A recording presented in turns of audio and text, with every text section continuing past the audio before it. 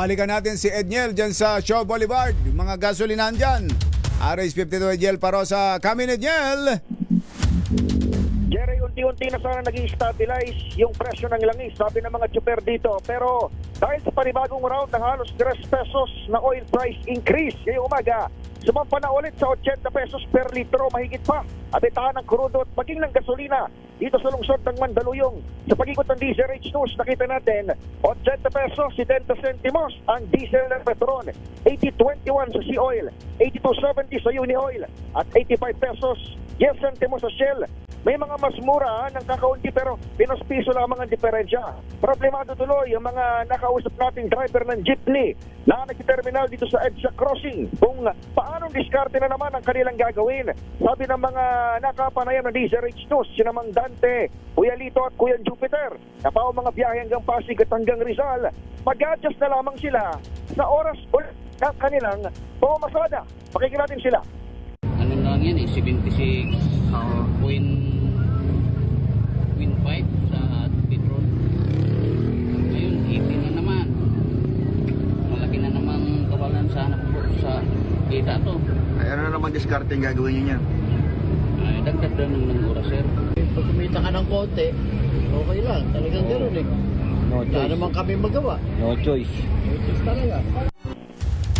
Edniel, mga jeepney drivers pala yung mga nakausap mo.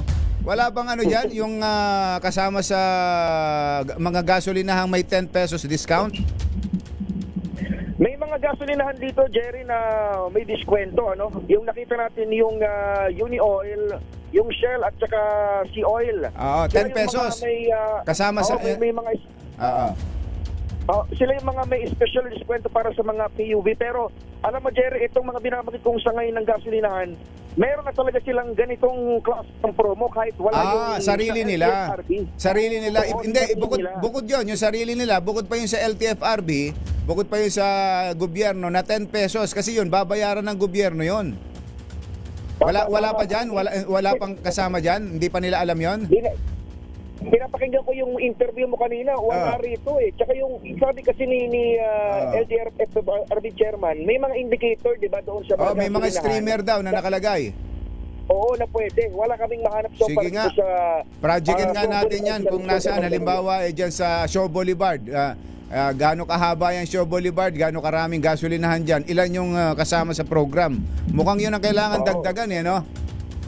Tama ka, Jerry. Lalo pat kagaya ngayon, ang for the past 2 weeks, medyo bumababa na eh. Naramdaman din naman yun ng mga tsuper. Kanina nga sa town bite natin, 77 na lang. Kaya lang, dahil nga sa panibagong round ng increase, matakay mo Tumaas na naman. increase halos 3 pesos. 80 agad yung ipapakarga nila, kaya malaking bagay yan. Tsaka Dito, Jerry, sa binabanggit nilang presyong yun, ibig sabihin, hindi pa nila natikman yung 10 pesos discount. Wala pa. Wala pa. Oo. Kaya nga. Wala pa. Oo. Although siyempre narinig mo naman yung mga tropa nating tsuper appreciative naman sila doon sa sana na bumababa ng presyo ng krudo, kaya lang tungkol doon sa discount wala pang nababanggit. At tayo mismo, wala pa tayong nahagip na mga may marker ba na mga gasolina na meron silang ino-offer diskwento. Wala sa LTFRB. In fact, mabanggit ko lang din ka, Jerry, bago ko magpaalam, yung service contracting program ng Department of Transportation, marami na yan sa mga kalsada ngayon.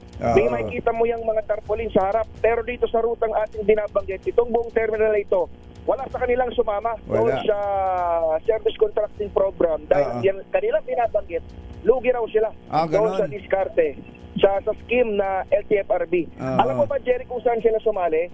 Service contracting din, pero hindi ng gobyerno. Concentrix, isang BPO company, inukupahan sila dito sa terminal. May mga certain units na inupahan para magatid ng mga empleyado ng BPO company. Mula dun sa mga locations dito sa Metro Manila. Yun ang kanilang sinalihan dito sa EDSA Crossing, Jerry. Okay.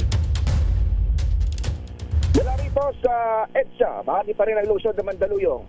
Ako si Edniel Parosa, Razor H. Una sa Pilipinas, una sa Pilipino.